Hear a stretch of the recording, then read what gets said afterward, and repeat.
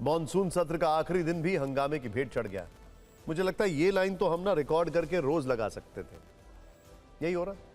लेकिन लोकसभा में एक स्पेशल फ्रेम जरूर दिखा। सदन में प्रधानमंत्री नरेंद्र मोदी, गृह मंत्री अमित शाह, नेता प्रतिपक्ष राहुल गांधी तीनों दिखे। मौका लोकसभा में वंदे मातरम गायन का था। सुबह 11 बजे कार्रवाई शुरू होने पर जैसे ही अमित शाह लोकसभा में पहुंचे, विपक्ष की तरफ से नारेबाजी होने लगी। माफी मांगो और डंडा किसने चलाया के नारे लगने लगे। इस पर सत्ता पक्ष की तरफ से भी जवाब आया तो गृह मंत्री ने इशारा करके एनडीए सांसदों को बैठने को कहा। विपक्ष की नारेबाजी के दौरान अमित शाह मुस्कुराते दिखे। फिर प्रधानमंत्री नरेंद्र मोदी आए और स्पीकर ने वंदे मातरम गायन शुरू करवाया। राष्ट्रीय गीत के खत्म होते ही स्पीकर ने सदन को अनिश्चितकालीन तक स्थगित कर दिया। आखिरी दिन लोकसभा की कार्रवाई लगभग 4 मिनट चली। वहीं राज्यसभा की कार्रवाई लगभग 1 घंटे तक चली। एमएमडीआर संशोधन बिल पास होने के बाद यह सदन भी स्थगित हो गया। यानी संसद का मॉनसून सत्र हंगामे से ही शुरू हुआ, हंगामे पर आकर खत्म हो गया। इसे लेकर पक्ष और विपक्ष के अपने अपने तर्क हैं।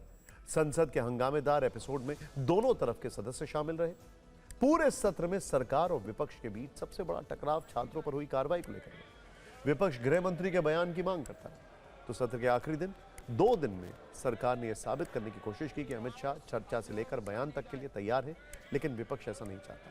कांग्रेस ने आरोप लगाया कि पीएम मोदी और गृह मंत्री के कारण सदन नहीं चला, जबकि बीजेपी का कहना है कि एक नेता के अहंकार के कारण सत्र नहीं चल पाया। यानी दोनों तरफ से नैरेटिव की लड़ाई चलती रही और संसद का सत्रावसान हो गया।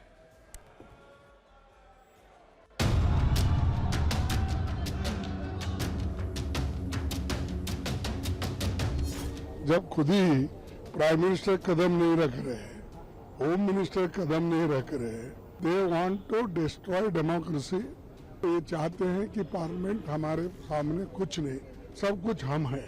एक व्यक्ति का अहंकार से कारण, only because of the ego of one person, पूरा सेशन ये तो डिरेल हो गया। और ये सिर्फ अरोगेंस के अलावा और कुछ कारण नहीं है। मंत्री जी आज आए हैं वंदे मातरम गाने के लिए, आज आए हैं। पूरा सेशन चला है, ना प्रधानमंत्री जी आए ना गृह मंत्री जी आए, तो कैसे चलेगा फिर ये लोकतंत्र और ये पार्लियामेंट। एक आदमी का अहंकार, गलतफहमी और भ्रम के कारण पूरे देश का सैकड़ों करोड़ रुपया बर्बाद कर दिया। मॉनसून सत्र तो खत्म हो गया, लेकिन संसद के कामकाज का रिपोर्ट कार्ड कई सवाल छोड़ गया। संसद से आई इस रिपोर्ट पर हमने डेटा फाइल तैयार की है। दोनों सदनों को मिलाकर कुल 12 बिल पास हुए। सिर्फ एंटी पेपर लीक बिल पर दोनों सदनों में चर्चा हो पाई। बाकी के 11 बिल हंगामे के बीच ही पास करना पड़ा। यानी चर्चा और उत्पादकता के मोर्चे पर तस्वीर कमजोर रही। लोकसभा की 19 बैठकें हुई, करीब 114 घंटे कार्रवाई होनी थी, लेकिन सदन सिर्फ 17 घंटे 30 मिनट चला। मैं रिपीट कर रहा हूं, 114 घंटे में से सिर्फ 17.5 घंटे, करीब 96 घंटे 30 मिनट काम नहीं हो सका। यानी सिर्फ 19% काम हुआ। इसी तरह राज्यसभा में भी करीब 114 घंटे काम होना था, ध्यान से देखिए, लेकिन कार्रवाई सिर्फ 37 घंटे 20 मिनट ही हो पाई। करीब 76 घंटे 40 मिनट काम नहीं हो पाया। ऊपरी सदन में सिर्फ 39.17% ही काम हुआ। इन आंकड़ों के आधार पर आप कह सकते हैं कि लोकसभा से ज्यादा राज्यसभा की कार्रवाई चली, लेकिन ज्यादातर हिस्सा धुल गया। विधायी कामकाज की बात करें तो सरकार के खाते में दोनों सदनों से 12 बिल पास हुए। इनमें anti paper leak bill, Vande Mataram से जुड़ा बिल, जन्म मृत्यु पंजीकरण, सुप्रीम कोर्ट जजों की संख्या, एमएसएमई और taxation, bankers books evidence, tribunal reforms, Kerala नाम परिवर्तन, एनसीडीसी, एमएमडीआर संशोधन बिल शामिल थे। मतलब बिल पास करने का स्कोर कार्ड तो ठीक है, लेकिन ये नंबर बिना चर्चा के आए, जिस पर विपक्ष भी सवाल उठा रहा है और सरकार भी। दोनों तरफ से प्रेस कॉन्फ्रेंस करके एक दूसरे को सत्र नहीं चलने का जिम्मेदार ठहराया गया। मॉनसून सेशन आज समाप्त हो गए हैं। हम 2 तरीके से देखते हैं। बिजनेस के दृष्टि से बहुत अच्छा सेशन रहा। टोटल 12 बिल्स पास किए हैं इन टोटल, और चर्चा की दृष्टि से हम खुश नहीं है, क्योंकि अपोजिशन ने ठीक से चर्चा करने नहीं दिया, विशेष करके लोकसभा में। लेकिन बिजनेस अच्छा हुआ है। तो सरकार पूरी के पूरी तरीके से इस सत्र में बैकफुट में दिखाई दी। 2 दिन की चर्चा में ना प्रधानमंत्री आए जो रात को रील बनाते हैं, ना गृह मंत्री आए, और 15 दिन तक गृह मंत्री लापता, गायब। मॉनसून सत्र संसद का एक नेता के अहंकार, अनुशासनहीनता और उद्दंडता की भेंट चढ़ गया। एक ही कारण है इस सेशन के वॉशआउट के लिए, एकमात्र कारण है, वो है प्रधानमंत्री का नहीं आना, गृह मंत्री का नहीं आना। पहली बार ये दृश्य देखने को मिला कि सरकार खुद कह रहे हैं कि हम डिस्कशन चाहते हैं, और अपोजिशन बहाना बना करके डिस्कशन से भाग रहे हैं।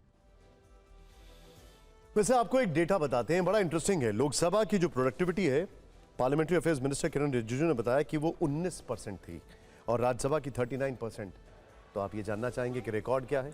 रिकॉर्ड 2010 का विंटर सेशन है, जहां पर सिर्फ 5% प्रोडक्टिविटी थी, और 2013 के विंटर सेशन में 6%। सत्र के खत्म होने पर स्पीकर और सभापति की तरफ से एक चाय पार्टी होती है, जिसमें पक्ष और विपक्ष के कुछ सदस्य होते हैं। यहां भी सदन की तरह गतिरोध तो दिखा, लेकिन मामला 50-50 पर जाकर ठहर गया। लोकसभा अध्यक्ष ओम बिरला की चाय पार्टी का कांग्रेस, समाजवादी पार्टी और तृणमूल कांग्रेस समेत इंडिया ब्लॉक के सभी घटक दलों ने बहिष्कार कर दिया। कांग्रेस नेताओं के मुताबिक ऐसा इसलिए किया गया क्योंकि इंडिया गठबंधन के दल गृह मंत्री अमित शाह के साथ नहीं बैठना चाहते थे। हालांकि स्पीकर डीएमके ने चाय पार्टी में हिस्सा लिया, स्पीकर के साथ। खैर, दूसरी तरफ राज्यसभा के सभापति सीपी राधाकृष्णन की चाय पार्टी में नेता प्रतिपक्ष मल्लिकार्जुन खड़गे और कांग्रेस संसदीय दल की प्रमुख सोनिया गांधी समेत विपक्ष के कई अन्य नेता शामिल हुए। संसद की कार्रवाई अनिश्चितकाल के लिए स्थगित किए जाने के बाद परंपरागत रूप से यह चाय पार्टी होती है, जिसमें प्रधानमंत्री, केंद्रीय मंत्री और सत्ता पक्ष के नेताओं के साथ विपक्ष के प्रमुख नेता शामिल होते हैं। छात्रों पर हुई कार्रवाई के अलावा मॉनसून सत्र में राम मंदिर चढ़ावा चोरी की भी गूंज रही। संसद परिसर में विपक्ष ने दानपेटी के साथ सांकेतिक विरोध प्रदर्शन किया। इस दौरान सांसद दानपेटी में दान भी डालते दिखे। आज इसकी गिनती हुई। संसद परिसर में प्रदर्शन के दौरान कुल 2,15,000 रुपए जुटाए गए। समाजवादी पार्टी ने यह रकम कैनॉट प्लेस के हनुमान मंदिर में जमा करवाई।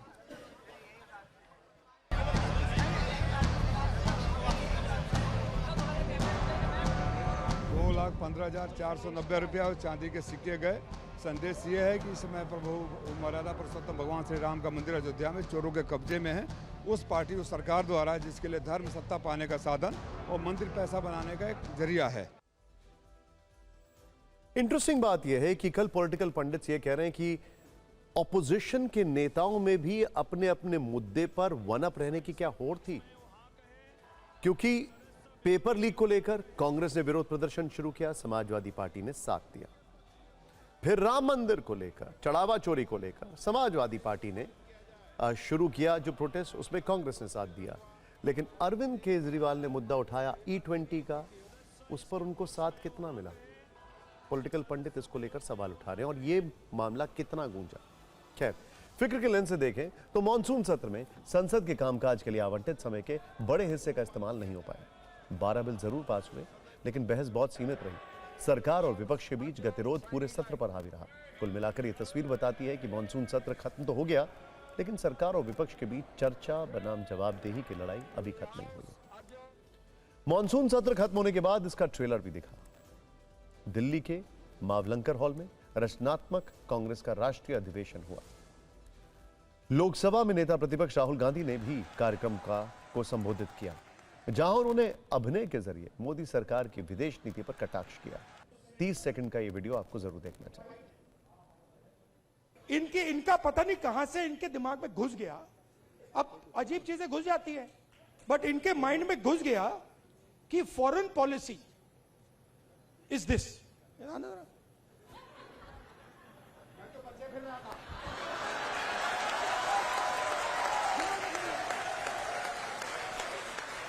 अब पता नहीं किसने डाला, कहां से घुसा।